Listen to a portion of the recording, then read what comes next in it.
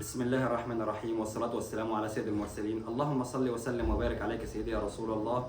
في هذه الحلقة سوف نسعد بلقاء فضيلة الشيخ محمد الكسباني، وسوف نتحدث في أمر هام يخص المسلمين الكل غائب عنه، ألا وهو أكل المواريث.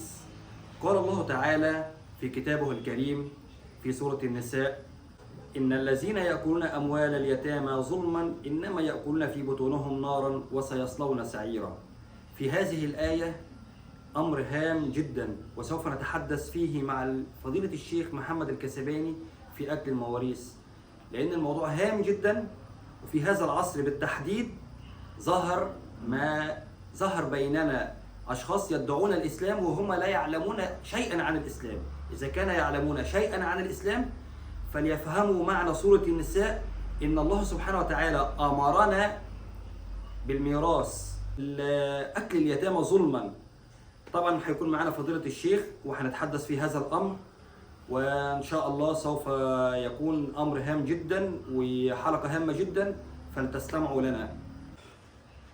السلام عليكم ورحمة الله تعالى وبركاته.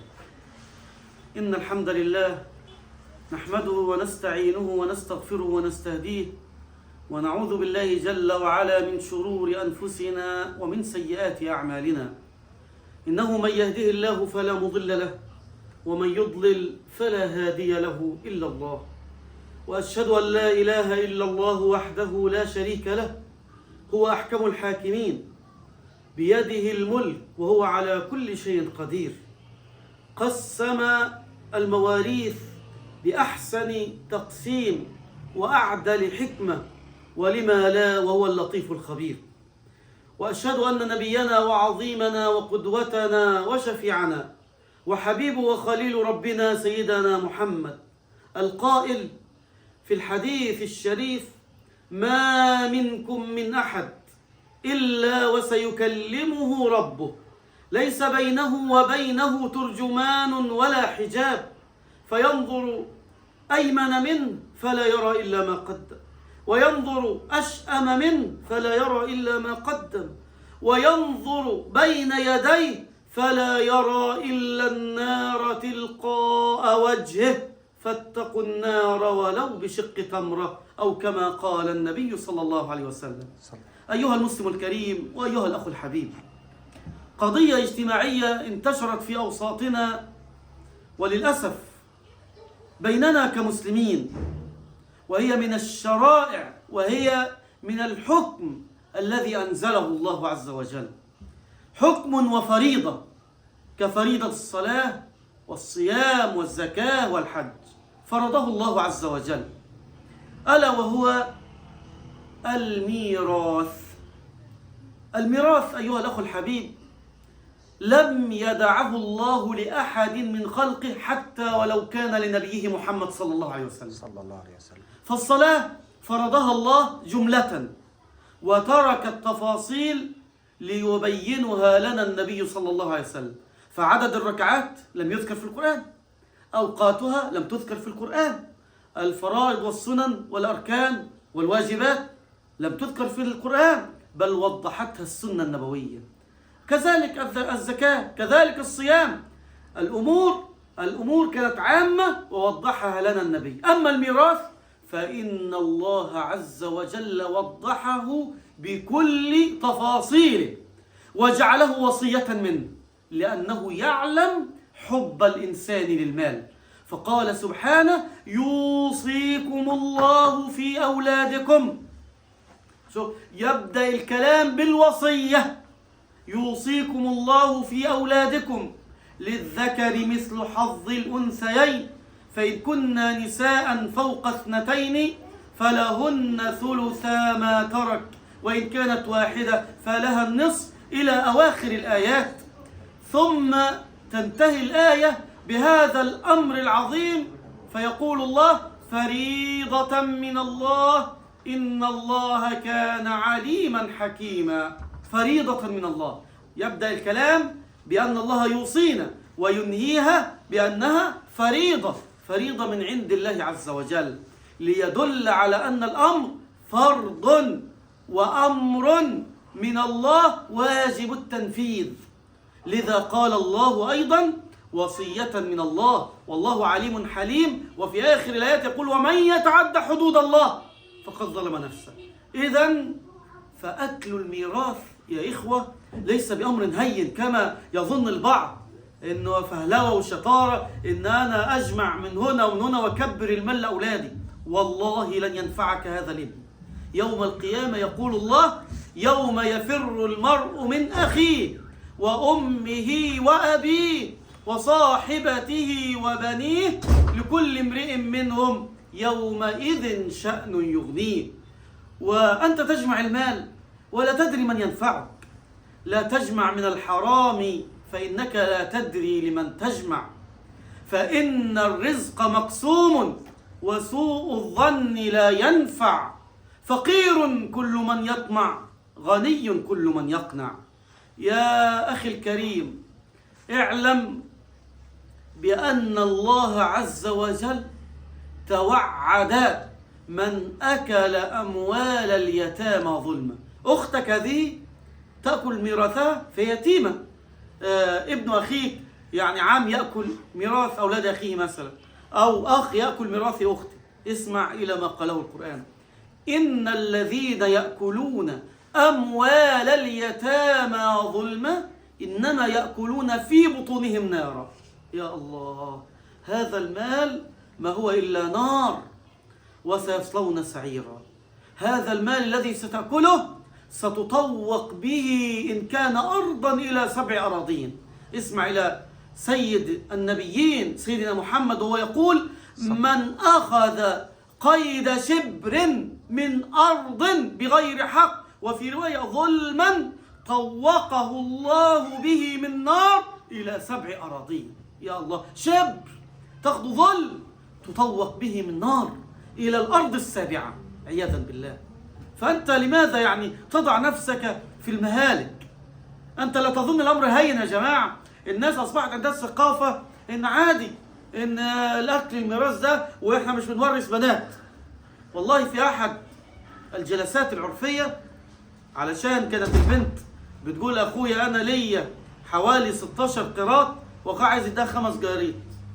حقها 16 قيراط وعايز يديها 5 بس ومش عايزة خلاص يعني. فجلسنا معاه، قال تحمد ربنا إن إحنا هنديها حاجة. هو أبويا كان بيجمع الأرض دي عشان يديها لفلان يقصد زوجها أو ابن فلان. فقلت له يا أخي إنك بهذا ترد أمر الله، لأن الله عز وجل هو الذي وصى وأمر، وأنت بهذا ترد أمر الله كمن يقول لا صلاة في الإسلام. قال إزاي؟ قلت ما هو أنت كده الذي يقول أنت لا فرق بينك وبين من أنكر الصلاة. أنت الآن تنكر الميراث بتقسيماته بتفاصيله. أنت تقول إحنا مش بنورث وحلو نحن ورثناه، يعني كأنك تقول لا صلاة في الإسلام. ما هو الميراث أمر وفريضة زي ما الصلاة أمر وفريضة. فإذا المسلم يجب أن يعي أن ما يقدمه اليوم سيلقاه غدا. ازرع هنا لتحصد هناك. قال سبحانه: اعلموا أنما الحياة الدنيا لعب ولهو وزينة وتفاخر بينكم وتكاثر في الأموال والأولاد كمثل غيث أعجب الكفار نباته ثم يهيج فتراه مصفرا. الدنيا زي الزرع، يهيج قدامك يبقى أخضر شكله حلو يأخذ بالأبصار والألباب، وسرعان ما يصفر ثم يكون حطاما وهشيما. الدنيا هكذا سرعان ما تزول منه، إما أن تزول أنت عنها أو تزول عنك الأموال. سبحان الله. يبقى إذن يقول الله عز وجل ثم يكون حطاما. اسمع بقى إلى العاقبة. اختار أنت العاقبة بنفسك، كأن الله يقول اختار العاقبة. وفي الآخرة عذاب شديد، عذاب شديد لمن لم يتبع أمر الله، ومغفرة من الله ورضوان للمؤمن للتقي النقي لمن اتبع الأوامر واجتنب النواهي، ومغفرة من الله ورضوان. اسمع إلى تذييل الآية، اسمع وانتبه وضعها أمام عينيك. أخاطب نفسي قبلك: وما الحياة الدنيا إلا متاع الغرور. الله، والله حساب عمرك لا يساوي في حساب الدنيا شيئا. سوف تعيش في الدنيا كم؟ 60 عاما، 70 عاما، 100 عام، ثم ماذا؟ موت.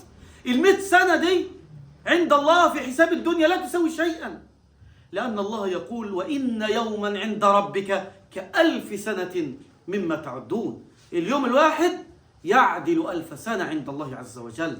إذن فحياتك كلها لا تساوي 10 يوم، 10 يوم.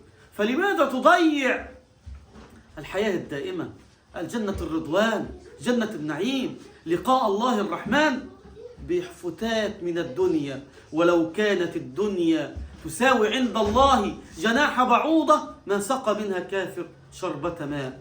والله إن الإنسان لا يشعر بغصاصة ومرارة حينما يجد الأخ يقطع أخته من أجل الدنيا، من أجل ميراث يأكل حقها، فيقطعها يجعلها كأنها عدوة له. وكما قال الشاعر وظلم ذوي القرب أشد مضاضة على النفس من وقع الحسام المهند. وظلم ذوي القرب أشد مضاضة أشد ألما، وعلى النفس من وقع الحسام أي السيف المهند المسنون. لأنه حينما يكون الظلم من قريب وهو الأخ، هذا يتقطع القلب من أجله. فأنت تقطع الرحم من أجل الدنيا، من أجل مال، عايز تاكل لو تقطع رحمك. الله عز وجل لما خلق الرحم تعلقت الرحم بالعرش وقالت يا رب هذا مقام العائذ بك من القطيعة. فقال الله عز وجل لها بلى ألا ترضين أن أصل من وصلك وأقطع من قطعك؟ قالت بلى، قال فولك. فأنت الآن ترد أمر الله، تقطع الرحم، تحارب من أجل الدنيا، تجمع من الحرام لأولادك، تملأ بطنك بالحرام، أنت تغضب الله عز وجل. أنت بهذا لن يشفع لك النبي صلى الله عليه وسلم، لأن النبي يقول اللهم إني أحرج حق الضعيفين المرأة واليتيم. اللهم إني أحرج أحرم حق الضعيفين المرأة واليتيم. ويوم القيامة حينما تتعلق بك أختك أو ابن أخيك ويقول يا رب سل هذا فيما ظلمني وأكل مالي، كيف يشفع عليك النبي وأنت أكلت الحرام وتغذيت من الحرام وأطعمت أولادك الحرام عشان تكبر لهم الكون وعشان تجمع ليهم، ولا تدري أن لك العناء ولغيرك الهناء. أنت بتجمع الأموال وغيرك هيتهنى، وغيرك يتهنى وأنت اللي تبقى تعاني في الدنيا حينما تقطع الأرحام وتحارب، وتعاني في القبر، وتعاني في الموقف عند الله. لكم العناء ولغيركم الهناء. لا تنسوا هذه الكلمة التي قالها عبد الله بن مسعود رضي الله عنه: لكم العناء في جمع الأموال وفي الحساب عليها، ولغيركم الهناء يتهنون بها ويسعدون بها ولا يسألوا عنها. انت اللي هتسأل لانك انت اللي جمعت وتعبت، وفي النهاية سوف تلقى الله، فأعد للسؤال جوابا. يومئذ تعرضون لا تخفى منكم خافية. يقول الله عز وجل: القارعة ما القارعة وما أدراك ما القارعة يوم يكون الناس كالفراش المبثوث وتكون الجبال كالعهن المنفوش. اسمع: فأما من ثقلت موازينه أي بالحسنات فهو في عيشة راضية أي في جنة الله. وأما من خفت موازينه، الحسنات بتاعته قلت لأنه أكل الحرام وضرب هذا وسفك هذا، فموازينه خفيفة من الحسنات. وأما من خفت موازينه فأمه هاوية، معناها رأسه، الأم هنا الرأس، فأمه هاوية يعني رأسه هاوية في النار. وما أدراك ما هي، نار حامية. جنبني الله وإياكم أكل الحرام، وجنبني الله وإياكم أكل المواريث، وجنبني الله وإياكم ظلم البشر، فإن الله يعفو إلا على حق الآدميين حتى يعفو عنك الآدمي. فلا تضع نفسك في موضع حينئذ تلقى الله وأنت نادم. أسأل الله عز وجل أن يرزقنا الحلال وأن يبارك لنا فيه، وأن يباعد بيننا وبين الحرام كما باعد بين المشرق والمغرب، إنه ولي ذلك والقادر عليه. والصلاة والسلام على سيدنا رسول الله. طبعا في نهاية اللقاء بنشكر فضيلة الشيخ محمد الكسباني طبعا اللي استمتعنا بحديثه عن أكل المواريث. وطبعا الموضوع ده مش أول فيديو هنعمله على أكل المواريث، لكن في فيديوهات تانية كتيرة جدا. وطبعا احنا بنوجه الكلام للجماعة اللي هم يعني بيقولوا اختي ما تاخدش، هتاخد ليه؟ عشان خاطر تدي جوزها. يا عم انت مالكش داخل بالكلام ده، ربنا سبحانه وتعالى له علم بكل شيء. فانت يعني ربنا سبحانه وتعالى امرك بشيء اتنفذ على طول. يعني انت كده يعني بتعترض على امر الله سبحانه وتعالى، وطبعا اعتراض على امر الله سبحانه وتعالى يبقى اعتراض على امر الله وعلى رسول الله، وطبعا دي فيها حساب عند ربنا سبحانه وتعالى.